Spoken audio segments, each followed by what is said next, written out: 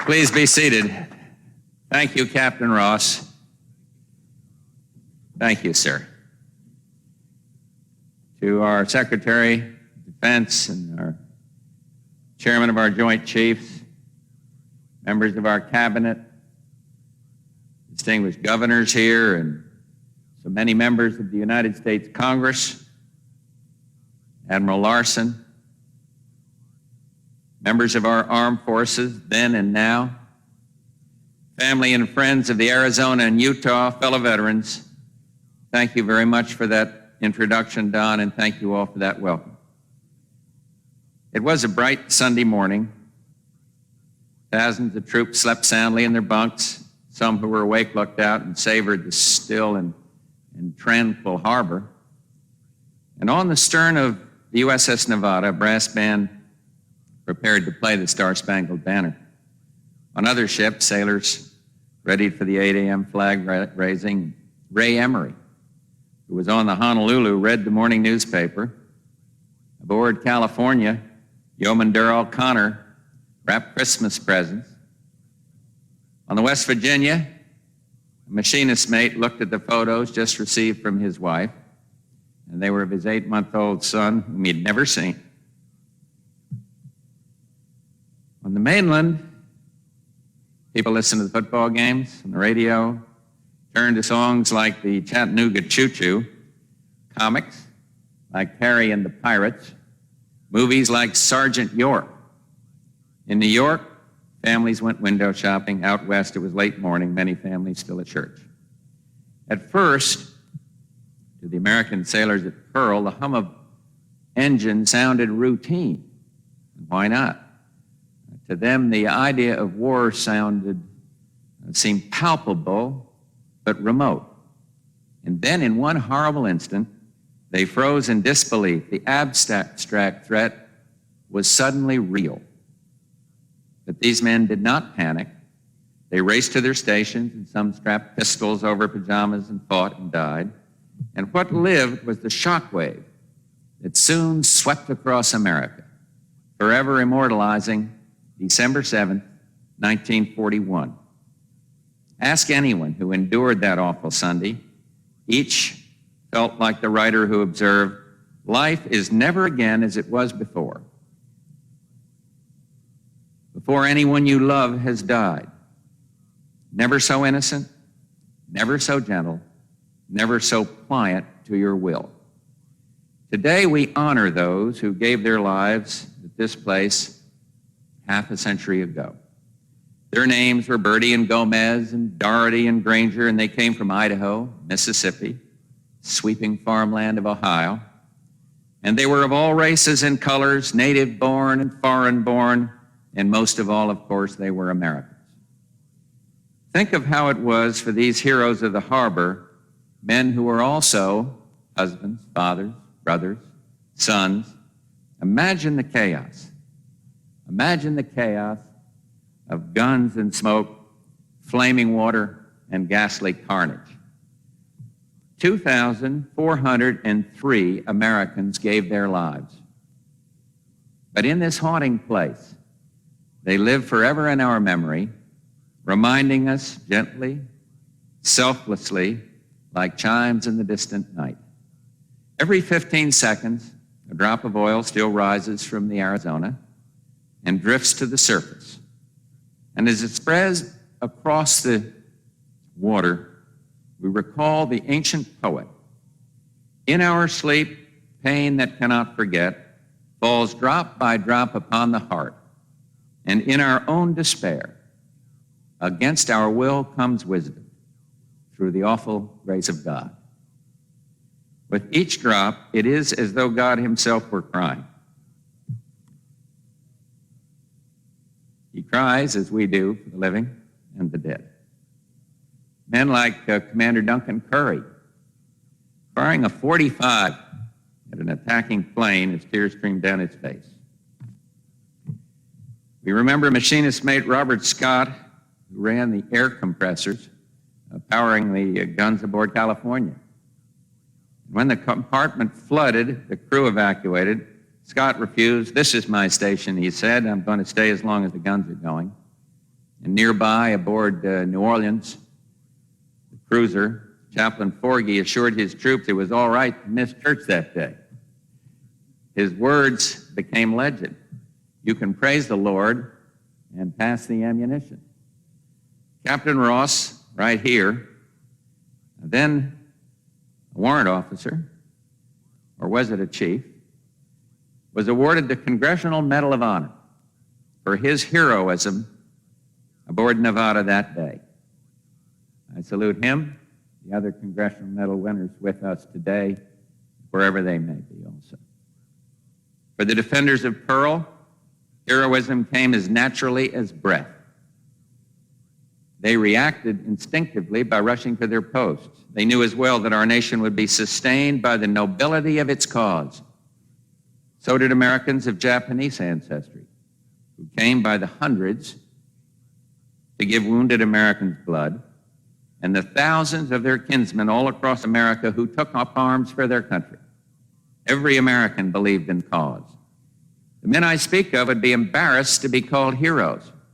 Instead, they would tell you, probably with defiance, foes can sink American ships, but not the American spirit.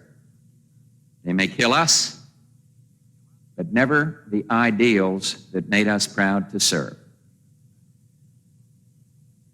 Talk to those who survived to fight another day. They would repeat the Navy hymn that Barbara and I sing every Sunday in that lovely little chapel up at Camp David. Eternal Father, strong to save, whose arm has bound the restless wave. Oh, hear us when we cry to thee for those in peril on the sea. Back in 1942, June of 42, I remember how Henry Stimson, the Secretary of War, defined the American soldier and how that soldier should be, and I quote, brave without being brutal, self-confident without boasting, being part of an irresistible might without losing faith in individual liberty. The heroes of the harbor engraved that passage on every heart and soul. They fought for a world of peace, not war, where children's dreams speak more loudly than the brashest tyrant's guns. Because of them, this memorial lives to pass its lessons from one generation to the next, lessons as clear as this Pacific sky. One of Pearl Harbor's lessons is that together we could summon lightness against the dark. That was Dwight Eisenhower. Another, that when it comes to national defense, finishing second means finishing last. World War II also taught us that isolationism is a bankrupt notion. The world does not stop at our water's edge, and perhaps above all, that real peace, the peace that lasts, means the triumph of freedom, not merely the absence of war. And as we look down at, Barbara and I just did, at Arizona's sunken hull, tomb to more than 1,000 Americans, the beguiling calm comforts us, reminds us of the might of ideals that inspire boys to die as men. Everyone who aches at their sacrifice knows America must be forever vigilant. And Americans must always remember the brave and the innocent who gave their lives to keep us free. Each Memorial Day, not far from this spot, the heroes of Pearl Harbor are honored. 2 leis are placed upon each grave by Hawaiian Boy Scouts and Girl Scouts. We must never forget that it is for them, the future, that we must apply the lessons of the past. In Pearl Harbor's wake, we won the war, thus the peace. In the Cold War that followed, Americans also shed their blood, but we used other means as well. For nearly half a century, patience, foresight, personal diplomacy helped America stand fast and firm for democracy. but we've never stood alone. Beside us stood nations committed to democracy, free markets, and free expression, and freedom of worship. Nations that include our former enemies, Germany, Italy, Japan. This year, these same nations stood with us against aggression in the Persian Gulf. You know, the war in the Gulf was so different. Different enemy, different circumstances. The outcome, never in doubt. It was short. Thank God our casualties are mercifully few.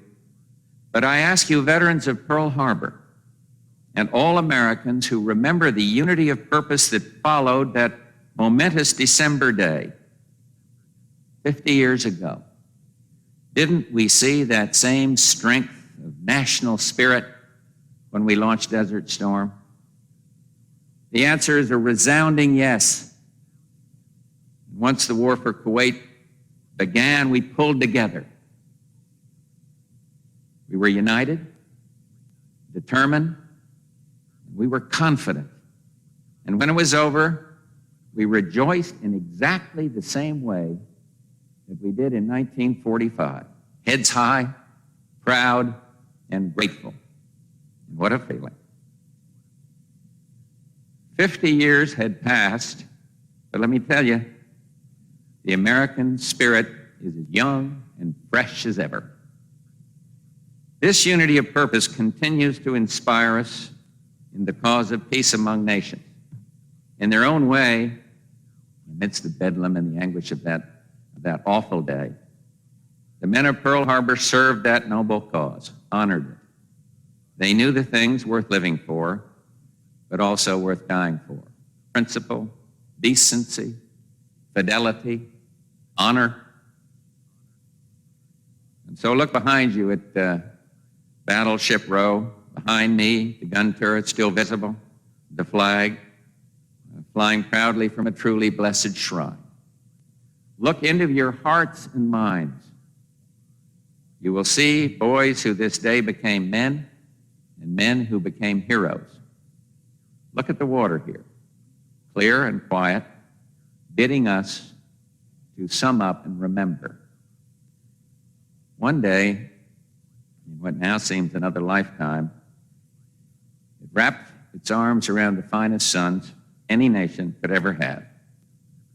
And it carried them to a better world.